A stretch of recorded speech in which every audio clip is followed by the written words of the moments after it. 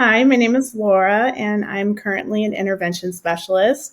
I started teaching in 2012 as a science teacher. I actually taught in a charter school, and I taught 6 through 9 science and also ninth grade social studies my first year. So I have two different high school classes I taught my first 2 years of teaching.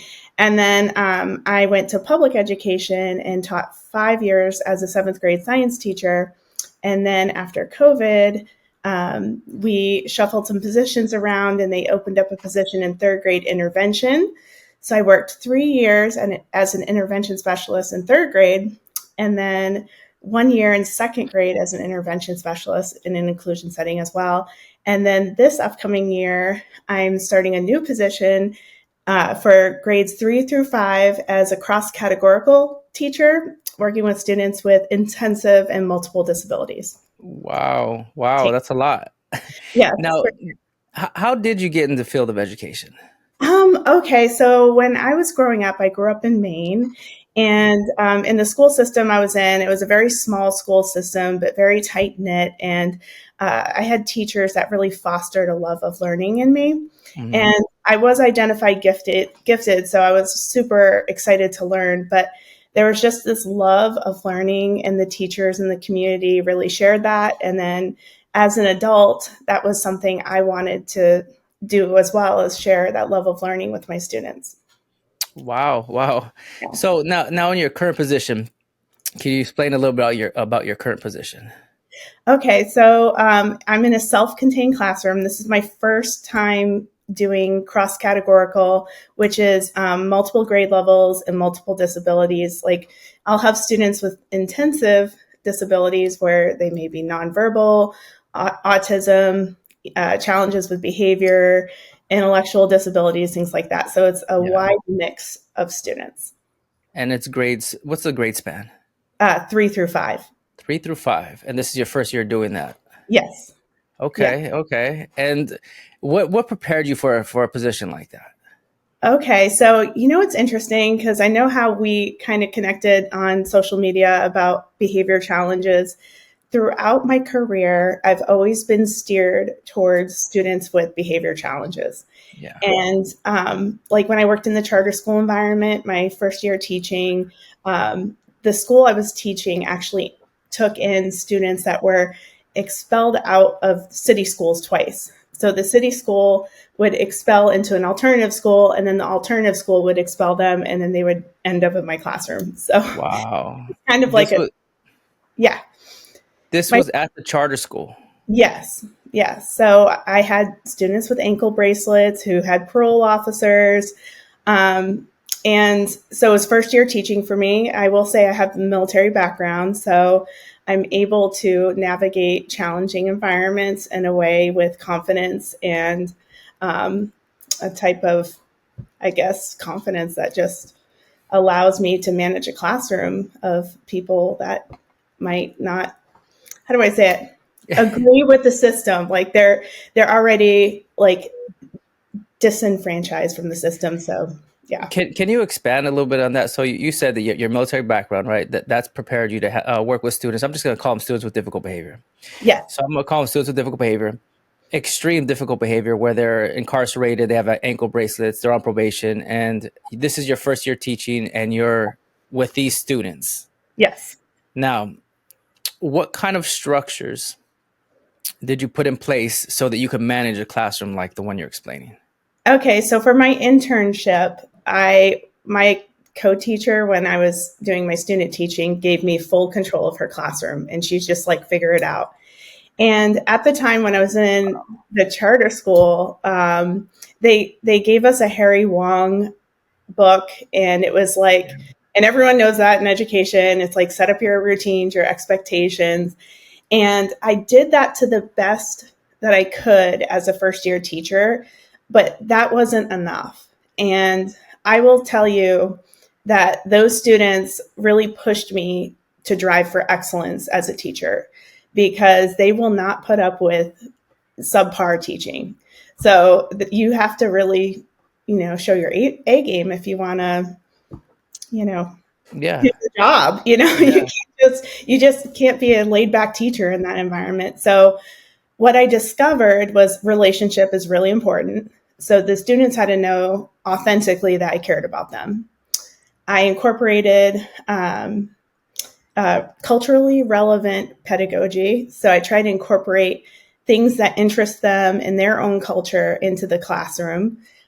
So beyond what a typical classroom looks like, I respected them as individuals because we're human beings and we all have a right to enjoy what we're doing in the classroom. Yep. And I discovered because I was super into like inquiry learning and doing hands on and STEM type things that when students enjoy what they're doing in class, like you don't have behaviors.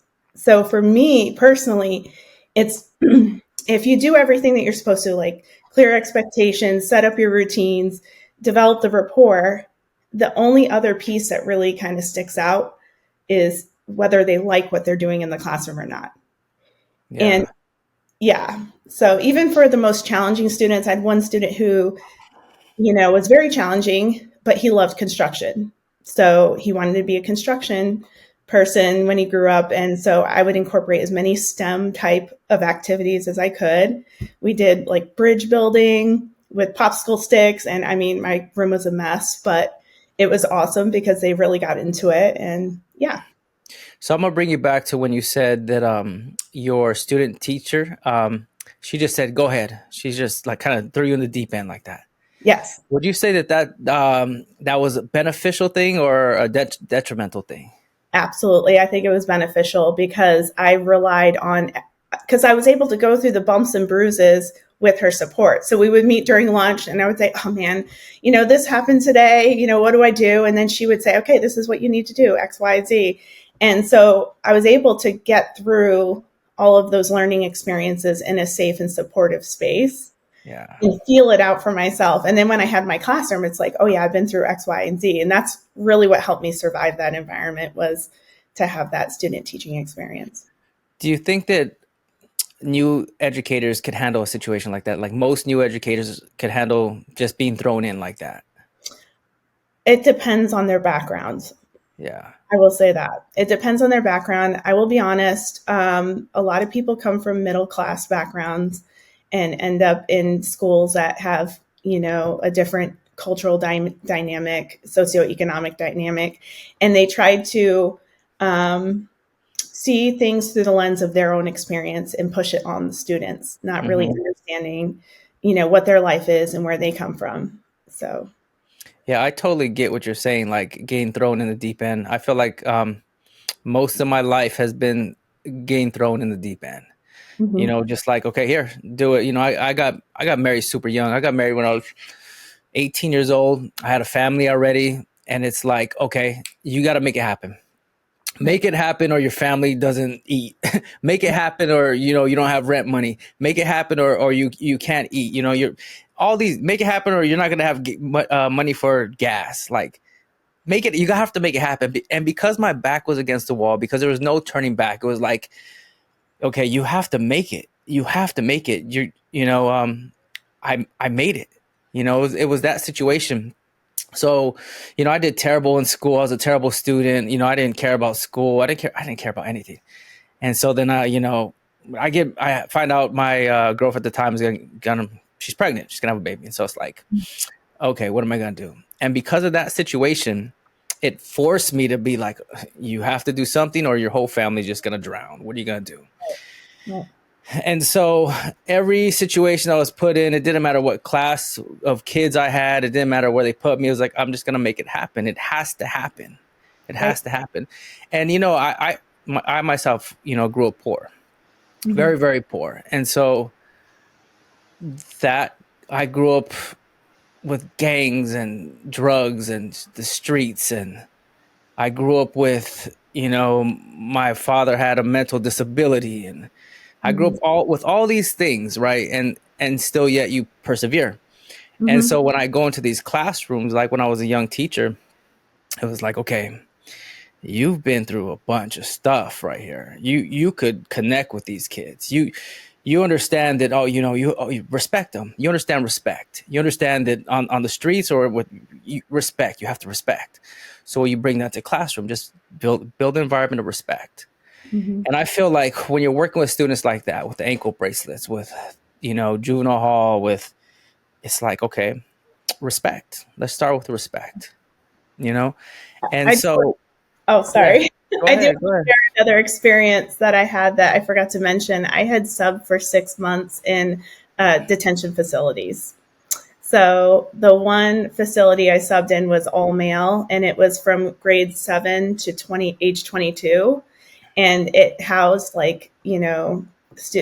children or students, people with severe criminal backgrounds, like violent and Yeah. drug and all that. I mean, you saw the worst of the worst. And then the administrator there asked me to also sub at another sister facility that was co-ed. But I'll tell you my first day there, and this is like military background, because we train for just anything to happen. So Yeah. like anything can happen, and we just know how to respond. So I get this call to sub. I didn't know the school because I wasn't familiar with it. So I was like, let me try it out. It was like half day. So I was like, I just showed up, and I was thinking it was a school for the blind because the name was kind of weird. And I thought maybe it's for like severe disabilities type people because I'd never like heard of this place. And I didn't even know that like facilities like this existed in my area, but I guess it Mhm. did. So anyways, I show up and I see there's all these like levels of having to, key fobs and security. And I was like, oh, okay. So I go into this high school class, and whoever the teacher was had to leave like on a whim. And she left me a GED book. Okay. Mm. And you're laughing because look at this, I'm just going to be real. This little white woman showing up, going to teach these kids that are very street smart and have lived life with lots of challenges. I'm going to walk in there and teach them GED problems.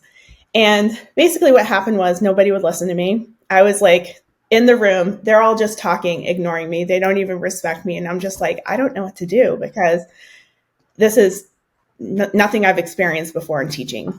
And so the next day, because I had to do multiple days for that woman, the next day I show up and I decide to start a lesson. And this is culturally relevant pedagogy. Yeah. And I learned that in my college or whatever. And so I asked them, I said, what's the difference between a gangsta and a thug? And they were kind of taken aback and they're like, what's this about? And I said, just tell me. So I wrote gangsta thug on the board. And then they gave a list. And like the gangsta is like the boss. He's the guy in charge. He gets all the women. He has all the money. And the thug is like the henchman. He's the guy that, does what the gangsta wants him to do. And I was like, what are some qualities of a gangster? So tell me what a gangster is, And they're like, well, they beat on your ears, or they say they beat on your ears and say whatever you want to hear to get you to do whatever they want.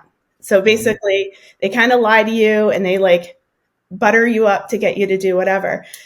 And so I wrote all this stuff on the board. And then I said, okay, so today we're going to learn about Christopher Columbus. And we're going to hear the story of Christopher Columbus, and we're going to determine whether you think he's a gangster or Mm. not. And I kid you not, the room was silent. Everyone was just like, and it was a really awesome moment in teaching. And Oh yeah. no, you're cutting out. Oh no. Is it back? You froze a little bit. 1 second. Maybe it's the weather. Yeah. Can you hear me though? I could hear you now. Okay, good. You I started think off pretty strong, and then it kind of is cut out. Can you hear me? yes, I can hear you. Can you see me clearly? I can see you clearly. Yes. Okay. Go ahead, continue. So Christopher Columbus. So yeah, I just I had this story of Christopher Columbus, and we compared like their notes on what they thought a gangster was, and if Christopher Columbus was a gangster, and he was chasing money because he was looking for gold. He beat on the king and queen's ears in Spain to get them to fund his trip. So he kind of lied to them to get them to fund his trip. And Mhm. so we just made all those comparisons, and it was so cool. And I kid you not, from that day forward, every day I would go into sub, the kids are like, what are we learning today? What are we Yeah. learning today? And that to me is how I earned their respect. I didn't have to intimidate or put fear in people or show that I'm like bigger or more powerful. I just had to connect with them in a way that was relevant. That's interesting. I don't have to do that. So I'll go into the classroom, right? And I'm bald and I'm brown and I feel like already I I don't have to go that extra step that you did. Mm-hmm. I don't have to explain, any of that. And that's very interesting that you made that connection, by explaining, hey, look, you know what, let's talk about this gangster and thug thing. Let's connect to Christopher Columbus and let's make it relevant. Let's make Christopher Columbus relevant and connect it to something that you guys understand. And Mm-hmm. because you laid that out, everybody was like, oh, okay, she knows what she's talking about. Let's hear her next lesson. And I'm Mm-hmm. sure the next lesson was something where it led more into opening up a relationship with them, right? And they kept on opening up to you, and you kept on just saying the right things. And I bet you, I could guarantee that they felt safe around you. I probably could guarantee that they felt respect. I could probably be respect because you brought up things that are relevant to them, that relate to them, and they're like, okay. And I could probably guarantee that you showed them caring and love and supported them, and that's what it was. Absolutely. Absolutely. Yeah, I'm big on that. I'm big on, like, I say this a lot. I say this so many times. I feel like if you could keep a safe environment, like regardless of your skin color, regardless of where you came from, regardless of your upper class, lower class, if you could just keep a safe environment, you're almost winning. You're like 75% there. If Yes. you could just keep a safe environment, doesn't matter your skin color, your whatever, your economic status, keep a safe environment. Then you're okay. Everybody feels good. Okay, I feel comfortable. There's rules in here. I don't have to watch my back. I don't have to worry so much. I could actually listen because I'm not worried about having to watch my own back. Keep a Mm-hmm. safe environment. Then the next part is just show them love, care for them, show them love and care for them. Right. Now you got them. Now you're like 90%, 90%. Then just support them. Build a culture of lifting students up. Like, hey, good job, way to go. Like whatever it is. Oh, you guys came in on time. Oh, the good, whatever it is, you could, however you have to lift them up, do it. That Absolutely. doesn't take the right skin color or your economic. Everybody could do this. Everybody could do this, and I feel like that's what works with students with difficult behavior. Absolutely. I think if we get in touch with our own humanity and our own flaws or anything, we know that Yes. life is difficult for everybody. And then we have a deeper respect for those who are going through it too. And not to judge or try to be too harsh or, like you said, just love and care for the students. And they know that you're authentically feeling that way, because if you're not authentically feeling that way, they will sniff you out like immediately. So, Yeah, they could sniff out fakes, though, especially students with difficult behavior. yes. It's like they sense it. They're just waiting. They're like, is this person real? Is this person like, I'm gonna wait, I'm gonna sniff him out, sniff her out and see, like, no, she's fake. I can tell she's fake. Oh, that's a fake smile. Oh, she doesn't really care about us, or he doesn't really care about us, and they just sit back and wait. And um, I don't know what that is. I'm gonna say it's more of a street thing where they're just watching. They're watching and Mhm. observing and making calculated moves. Mhm. And that's, I always talk about, it's a chess game with these guys. You're not Mhm. playing checkers with these guys. It's not easy classroom management where it's like you move here, I jump here, you do. It's not checkers. It's like 4, 5, 6, 7, 8 moves ahead. You're Mhm. thinking far ahead. They're thinking far ahead. Right. It's like you make a move, and it could be a bluff move, and then you see how they respond. And um, it's a lot of that with those type of students. But I feel like it's Absolutely. still work. You still work your tier ones. You just apply them differently. Right. Um, you just apply them differently. That's all. Yeah. And so you talk about your military background. Your military background. I don't have a military background. Explain how that helps you out, and maybe that you can explain to everybody else who's listening. How did that help you out having a military background? Well, I was in the Navy and I was a photographer. So I got to meet a lot of different people, but it helped expose me to different cultures and different ways of thinking and how people can come together and still accomplish a mission, regardless of your background or who you are or where you came from. Yeah. And I feel like that was really amazing. And just thinking about challenges, overcoming challenges constantly in the military, because, they will work you really hard and put you through a lot, and you just have to keep going. And so, in that regard, I feel it developed an endurance in me, especially in patience with students, because it's like, I'll be honest, I don't think any child in my life has worn out my patience. Hmm. So my patience is so strong and so enduring that eventually they give up and they're like, all right, she's patient. We're going to just do what we need to do. That's So, awesome. yeah. Wow, that's awesome. And you think that the military helped you develop that patience, that enduring patience? Absolutely. You would come across so many interesting characters. And at the time when I joined, they had this thing going in some places where some people had to choose between going to jail or going to the military. So we had some boisterous personalities that we had to work with and, make things work. When you're given, like, an example, it's like sometimes we would have working parties and we would have to clean an engine room, okay, for an inspection, and it's filthy to the brim. And I remember I used to be a jokester and like make people laugh. So I got this idea. I'm like, I'm going to go up to Dental. I'm going to get a bunch of toothbrushes. And I gave everyone toothbrushes, and we just started singing and scrubbing away with toothbrushes and laughing and having fun with it, even though it was like the worst job you can think of. Yeah. And one of the engineer officers came back and he's like, the inspection team, when they saw that, it was the cleanest engine room they've ever seen. And if you think about it, like, you can translate that into education. I firmly believe that children should enjoy what they're doing in the classroom, that play is a right of a child. They should love coming to school. They should love being around the people. They shouldn't be dreading coming to school every day. And that's the same thing like in the military. Like, when you're in a situation like that, if you dread going to work, you're not going to enjoy what you're doing, but you can always flip it around and make it fun. And yeah. So how do you create that? How do you create that for students in a school environment? Because that's not being created in a lot of different schools, a lot of different classrooms. I agree with you 100%. Okay, so I'm a very creative person.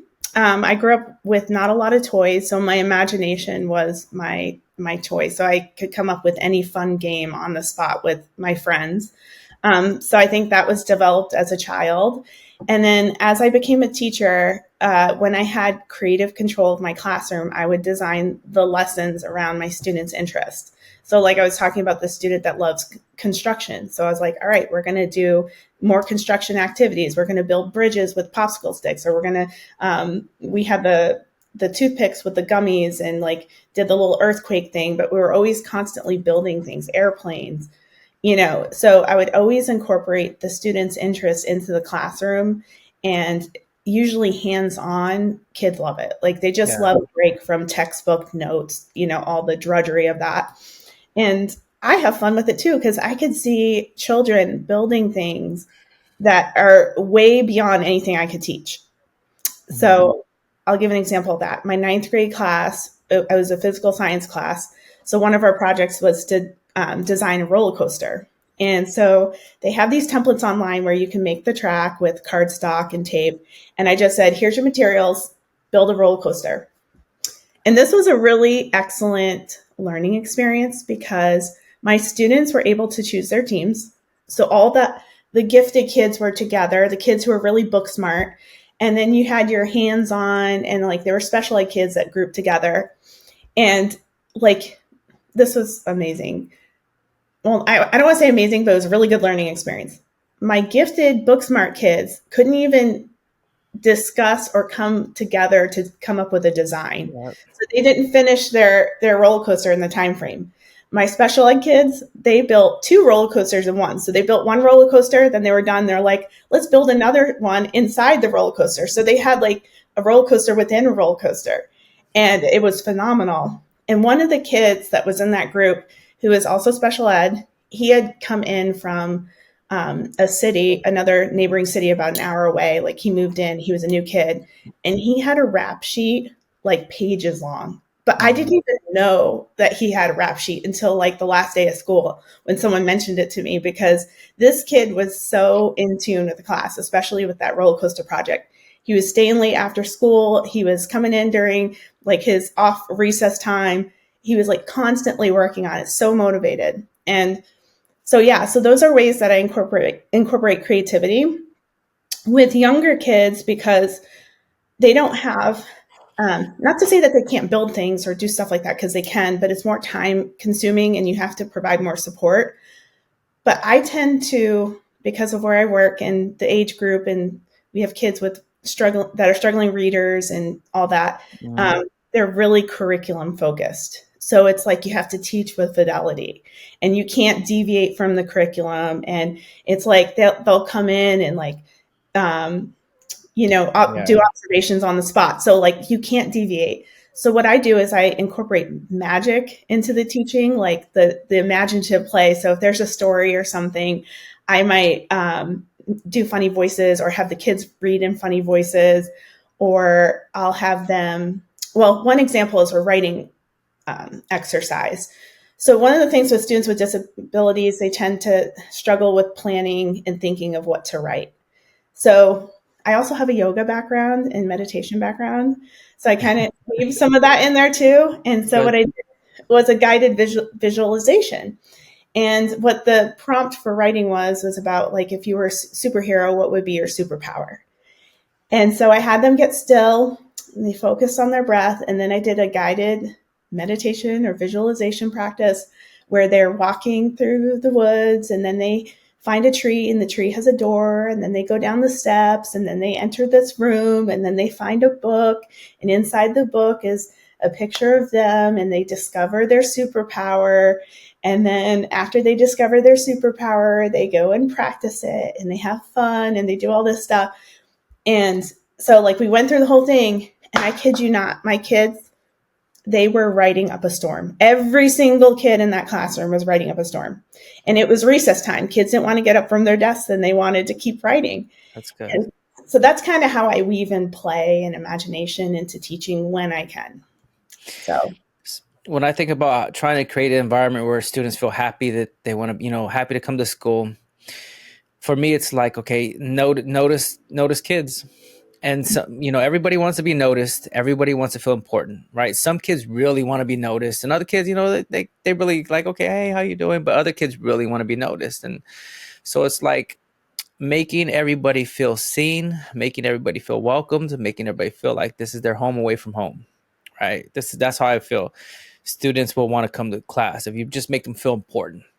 And absolutely. then when they're in the classroom, it's like, how do you make them feel good in the classroom? How do you get them to? How do you motivate them? And I always feel like progress equals motivation. So if you could show them that they're making progress somehow, and this whatever. If you take a writing assignment, you came from you barely writing a few sentences. Now you can write a paragraph. Now you can write multiple paragraphs. It's just Mm-hmm. pointing out that you are growing. You are not just standing here, not growing in this classroom. You grow, and so I feel like that's another way to make people, kids want to come to school, because every time they walk into Mrs. class or Mr.'s class, they're growing and they're getting better and smarter and stronger.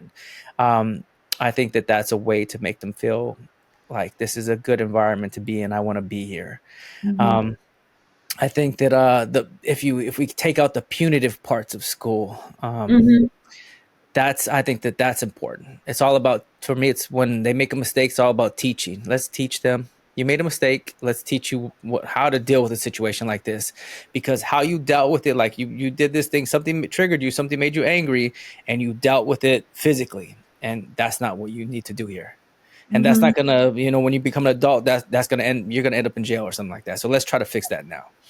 It's Right. not like you made a mistake, you're going to fight. Now you're off the playground for 2 weeks. You're off the playground for 2 weeks, and this one little bench right here, this one little chair for 2 weeks, and you can never play for the next 2 weeks.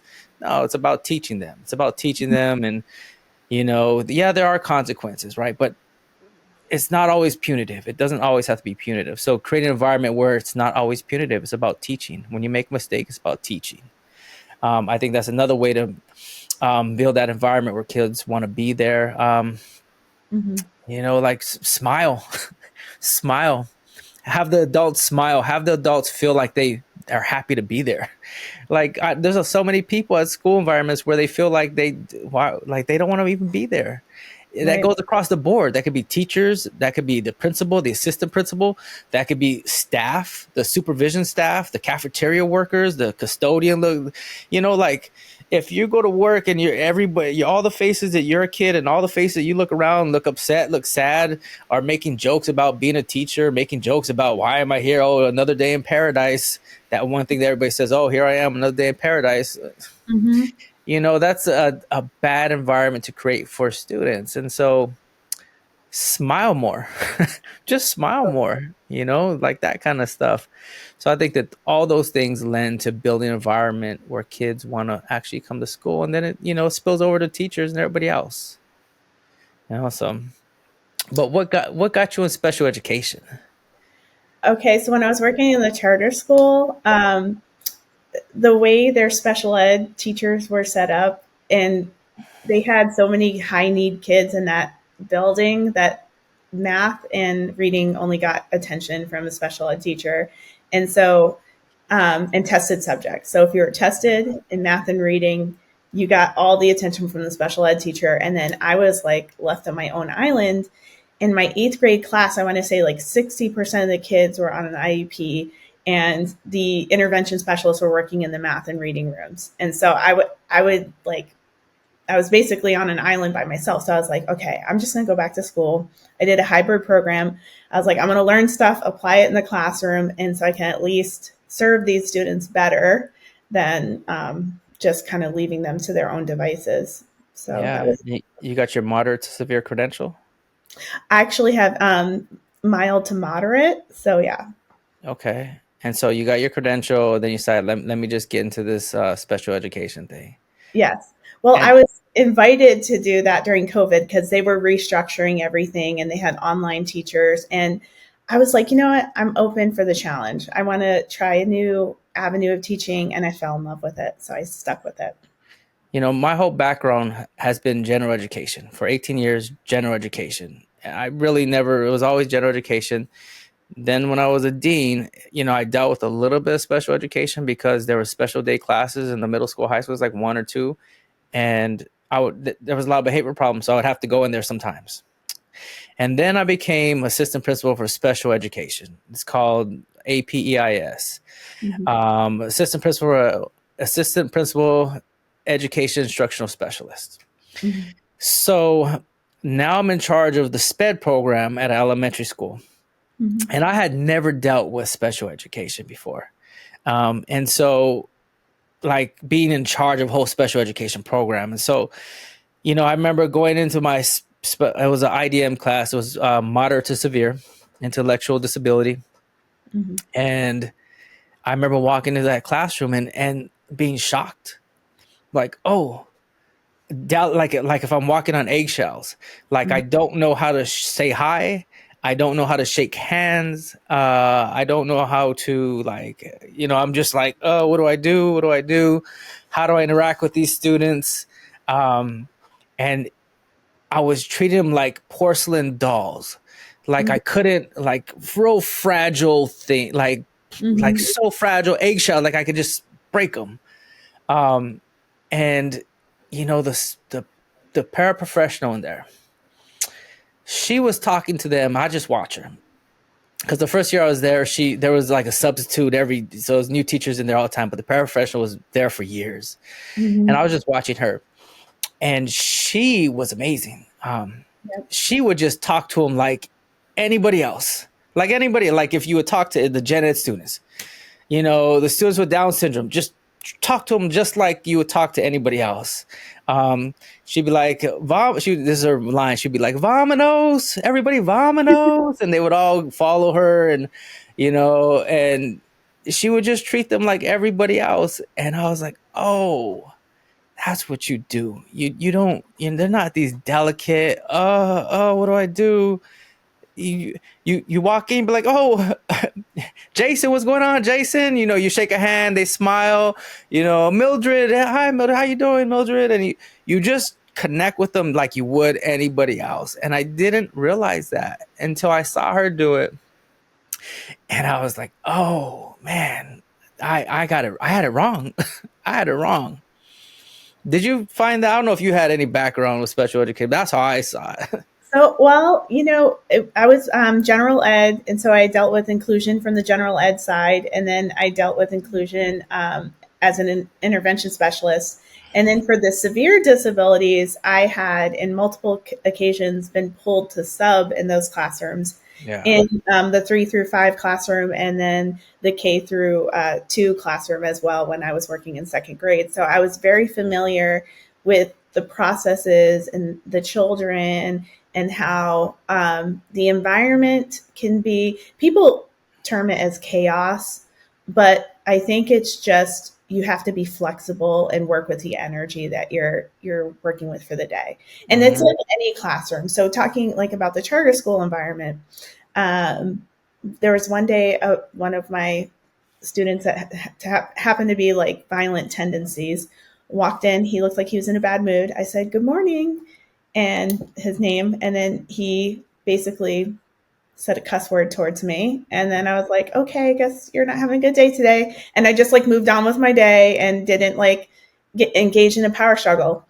I found out that day that his father had basically beat up his mother and then kicked them out. And it was like in the middle of winter. So he was basically homeless in the middle of winter with him and his sister. And so in that moment, I could have engaged in a power struggle, but like my intuition was like, something's not right here. Let's just leave it. And, he came back later and apologized. And that's where I found out what happened. And I kind of think about that even just across the span of teaching any student, like even students with severe disabilities who are nonverbal, they might have a bad day just like anyone else. So they might express it in a different way. And you just have to meet those situations with compassion because we Yeah. really don't know the whole story. Yeah. So, I know my one of my jobs at the school that I used to work at was bus duty. So I'd have to get students off the bus. And sometimes students wouldn't want to come off the bus. Like they just would not come off the bus. And there was this one girl that really had a difficult time getting off the bus. And who knows how, what happened before she got on the bus, but she had a really difficult time getting off the bus. And, it was always like, we treat her with love and compassion. Treat her with love and compassion. Reach over, like, oh, Evelyn, like, hey, come here. Let me come here, Evelyn. And we call her Princess Evelyn.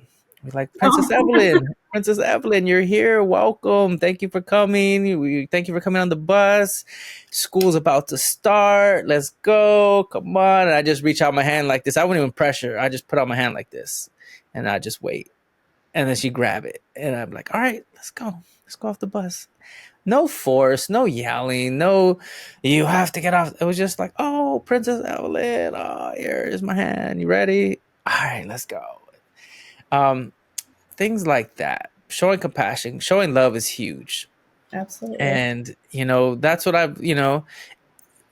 also too with students with severe disabilities, you still have to tell them no too. Like Yes. you would tell them no, like, no, you can't go in the bars right here. You can't play in the monkey bars right now. We're going to have lunch. After you eat lunch, you could go play. Lunch Yes. first. Lunch first. No, no. And you tell them no, a firm no, like no, no.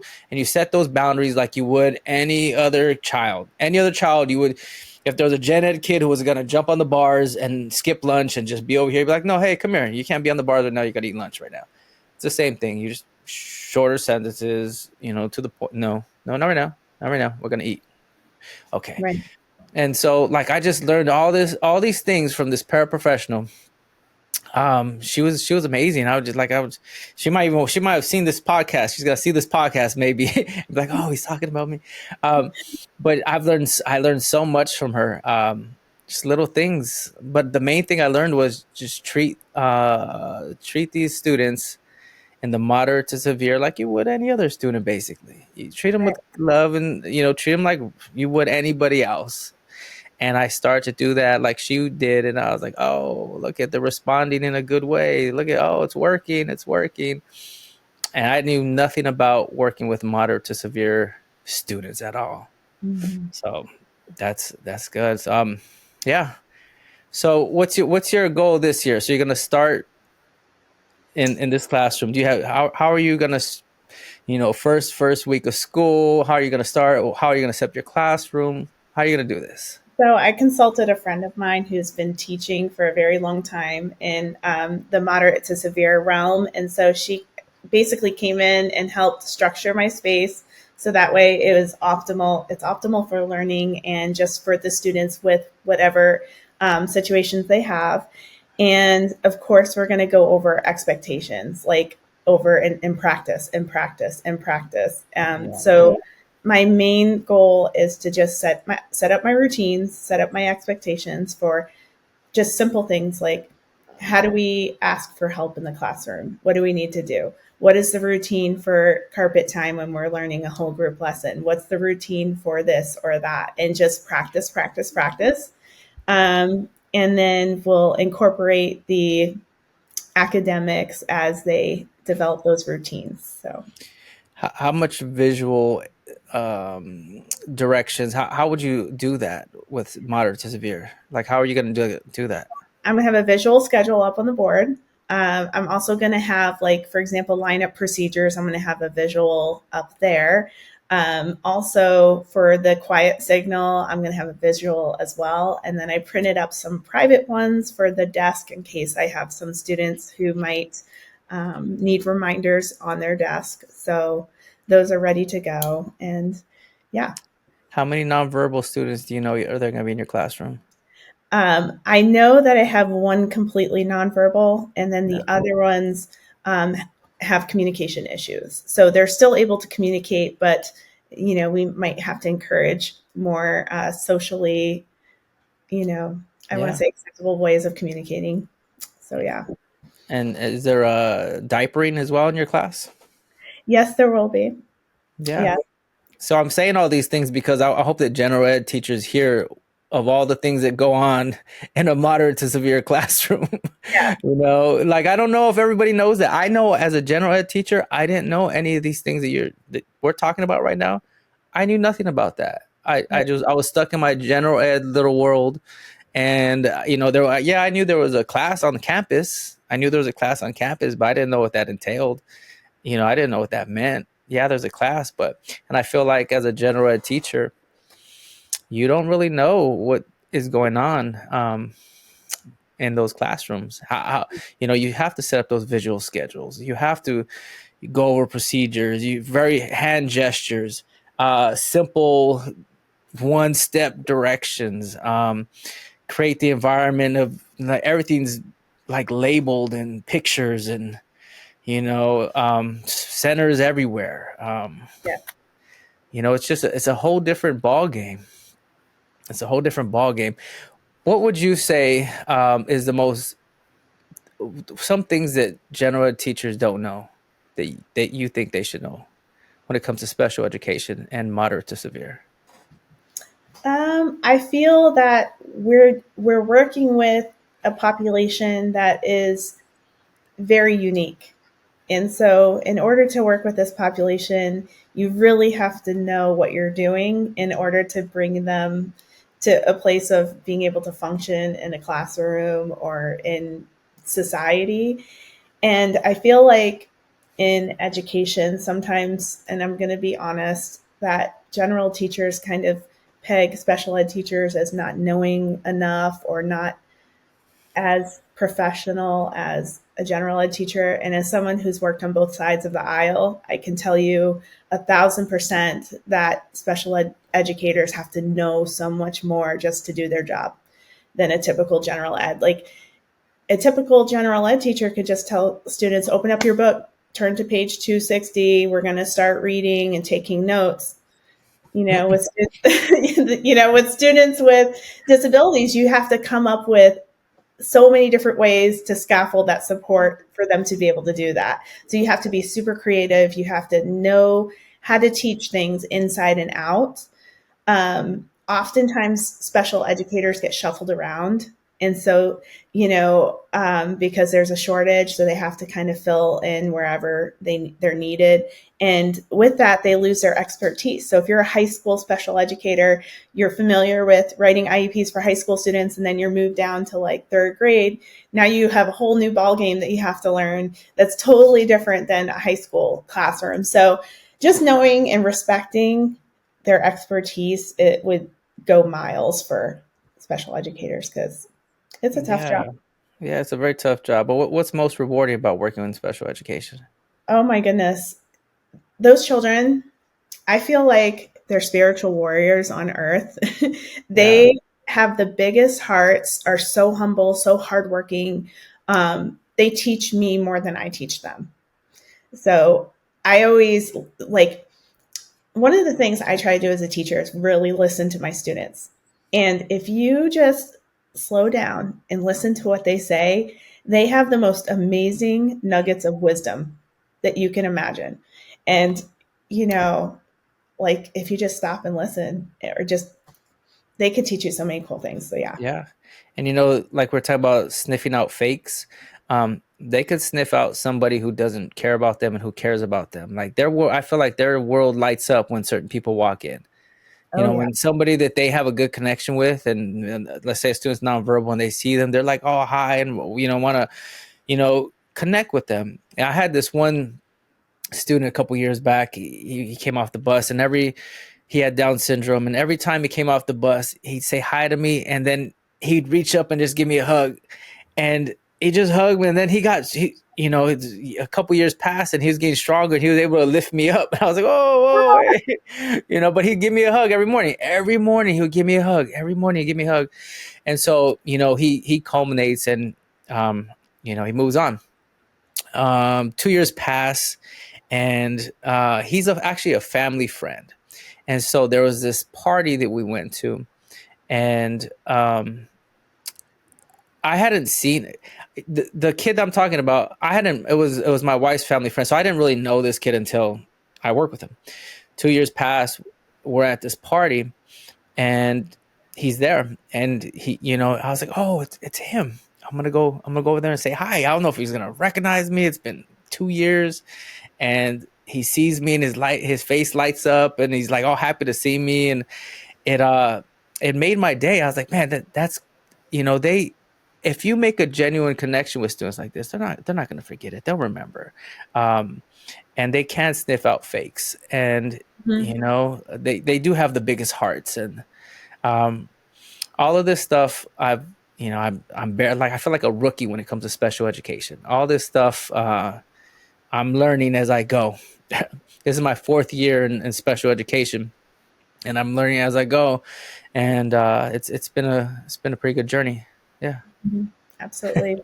Another thing I do want to say about special education is that the educational system puts emphasis on intelligence in certain avenues, like how well you can take in information and regurgitate it out. Mhm. But there are so many other talents that children have in general that go unnoticed, especially in special ed, because we're so focused on, getting them up to speed and closing the gap in academics that we fail to cultivate their talents, their inner talents and gifts.